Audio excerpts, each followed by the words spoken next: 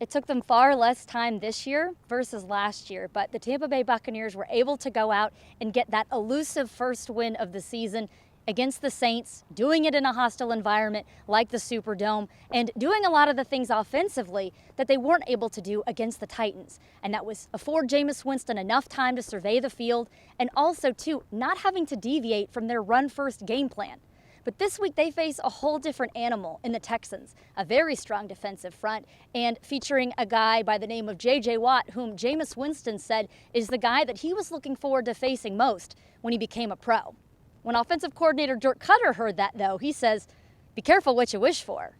I have tremendous confidence, but I mean, it's still a privilege for me, me just thinking like a kid, not even thinking about going against some guy. I'm just like, wow, we get to play J.J. Watt, it's amazing. Obviously, his objective is just to get in your head, but I gotta focus on doing what I have to do.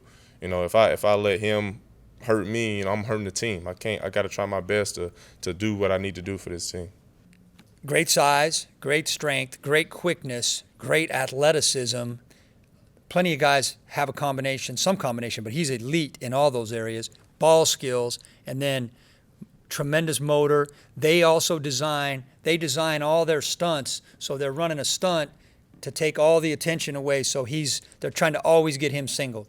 They know we're going to try to double him. All right, then they're going to try to figure out ways to get him singled. They do a good job of getting him singled. He can be a power rusher. He can be a speed rusher. He's got really good hands. He has a lot of pass rush moves. Now, one thing that nobody's talking about, but our right tackle's played against him like 7 times. I mean, Goss has played against him a lot. So,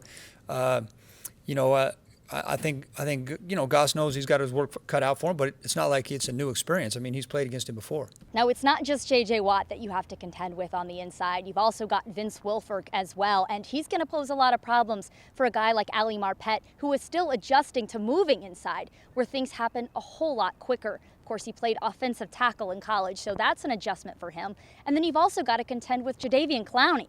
We haven't heard a whole lot from him in the way of production, but that's because he's been injured. And I'll tell you what, a lot of teams know right now that the Bucs do have a young and inexperienced offensive line, so this could be a breakout game for him. They'll definitely have to keep their eye on him and make sure that they factor him into the game plan as well. Now, stick with us at sportstalkflorida.com throughout the week. We'll be getting you ready for this week against the Texans, and also, too, be sure to check us out on game day. We'll have a ton of coverage of that as well. From One Buck Place with Sports Talk Florida, I'm Jenna Lane.